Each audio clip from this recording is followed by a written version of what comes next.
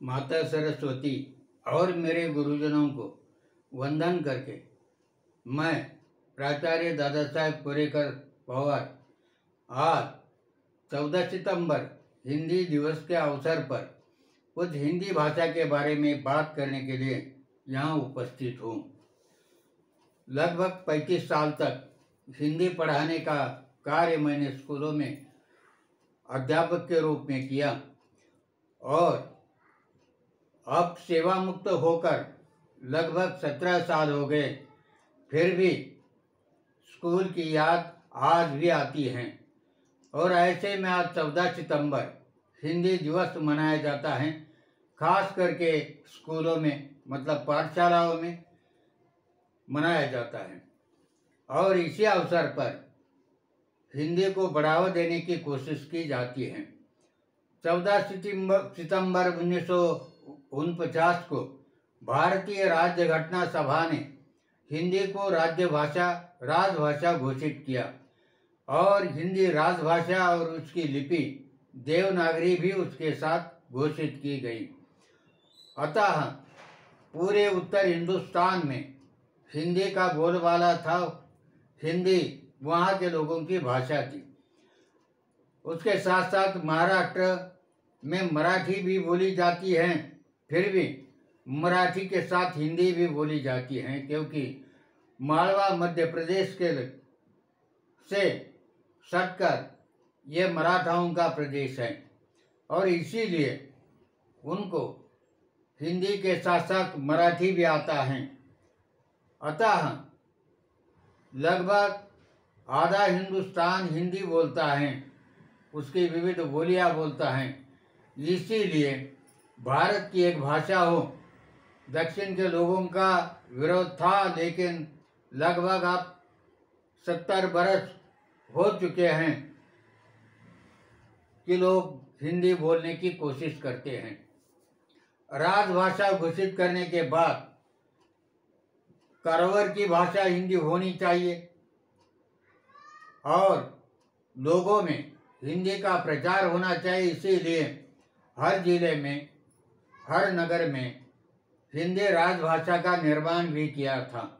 हमारे यहाँ पुनः राष्ट्रभाषा हिंदी भवन था और जब मैं महाविद्यालय में था तभी गोपनेने उसके अध्यक्ष थे और वो प्रचार कर रहे थे हिंदी का। उसके साथ साथ अनेकों परीक्षाएं ली जाती थी। विद्यार्थी परीक्षा देकर पंडित हो जाते थे हिंदी के, और इसी प्रकार हिंदी का प्रचार और प्रसार होने लगा। हिंदी राजभाषा और लिपि देवनागरी घोषित तो की गई, लेकिन आज भी अंग्रेजी का प्रभाव कम नहीं हुआ है। आज तो हमारे भारतीय लोग ज़्यादातर पर अंग्रेजी पढ़ाने लगे हैं, अपने बच्चों को अंग्रेजी पाठशालाओं में डाल रहे हैं और जिनके कारण हिंदी पर उसका प्रभाव हो जाता है और बीच बीच में हिंदी बोलते समय अंग्रेजी शब्दों का प्रयोग होता है। अतः आज जब देश आज़ाद नहीं था तभी हर एक राज्य में, हर एक प्रांत में, हर एक इलाके में अलग अलग भाषाएं बोली जाती थी। राजस्थान में राजस्थानी, पंजाब में पंजाबी, उत्तर हिंदुस्तान की हिंदी भाषाओं में भी अनेक भाषाएं बोली जाती थी। अवधी, मागधी, वृंदावनी, राजस्थानी, भोजपुरी बिहार में बोली जाती थी और इन सब का एक रूप बनाकर खड़ी बोली हिंदी भाषा बनाई गई और आज वही भाषा प्रचलित है।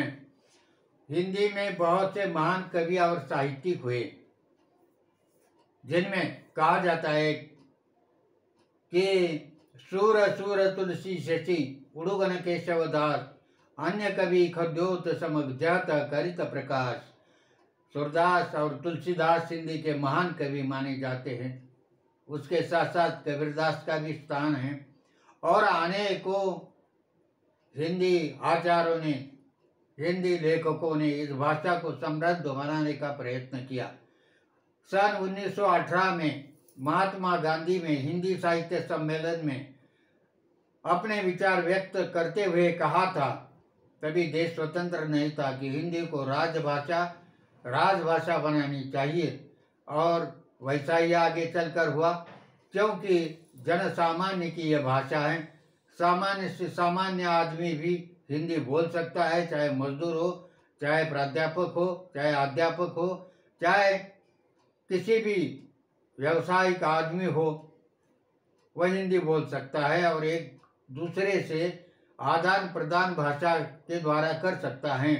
हिंदी सभी लोगों को, भारतीय लोगों को एकता की कड़ी है और इसीलिए गांधी जी का कहना था। और आगे चलकर सन 1949 में भाषा के अधिकृत प्रश्न पर विचार मंथन शुरू हुआ और इसमें हिंदी को 14 सितंबर 1949 को निर्णय घोषित किया कि हिंदी भारत की राष्ट्रभाषा होगी और देवनागरी लिपि होगी, अर्थात मराठी की लिपि भी हिंदी के अनुसार, जैसे हिंदी की लिपि देवनागरी है वैसे मराठी की भी देवनागरी है। हिंदी साहित्यिक राजेंद्र सिंह जी का ये 50वां जन्मदिन था, जिसके कारण उनका योगदान हिंदी साहित्य में बहुत अधिक मात्रा में दिखाई देता है। इसलिए भारत सरकार ने यह तिथि नियुक्त की।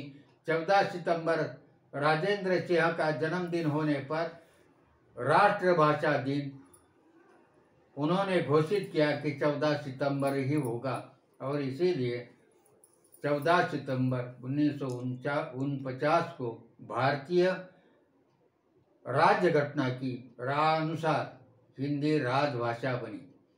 अतः हिंदी को बढ़ावा देने के लिए स्कूलों में हिंदी पढ़ाई जाती है।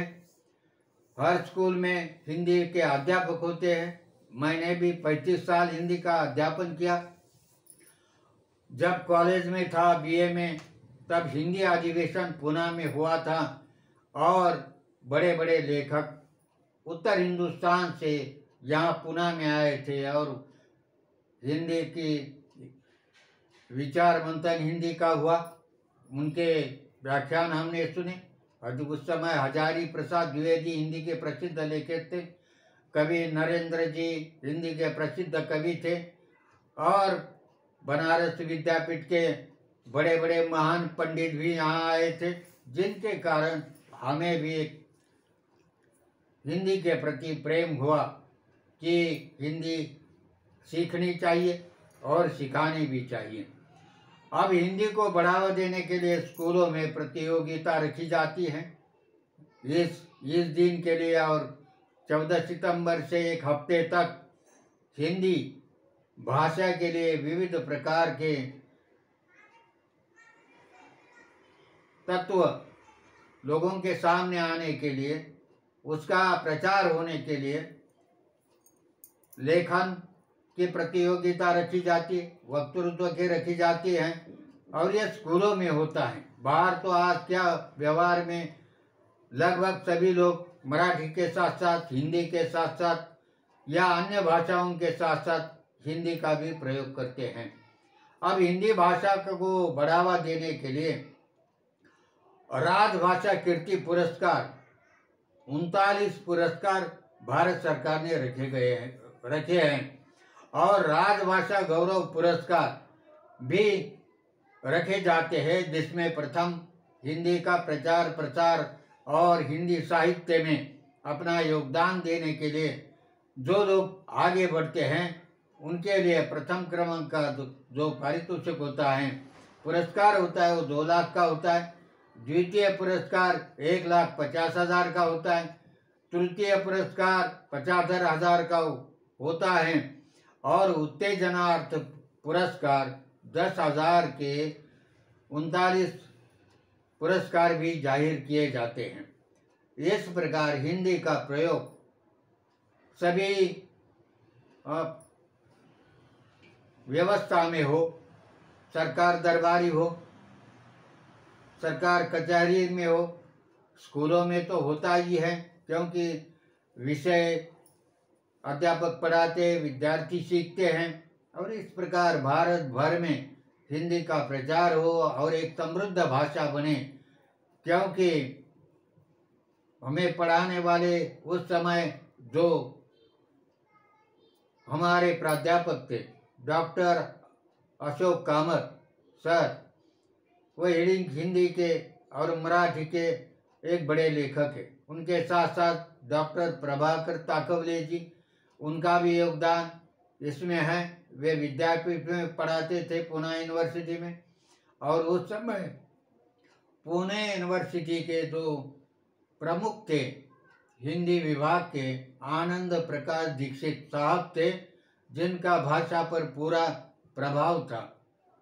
राम जी तिवारी नाम के एक प्राध्यापक थे, वो हिंदी भाषी थे। कोठारी साहब थे, बड़े बड़े शाह थे, हिंदी के जाने माने प्राध्यापक अध्यापक माने जाते हैं, जिनके कारण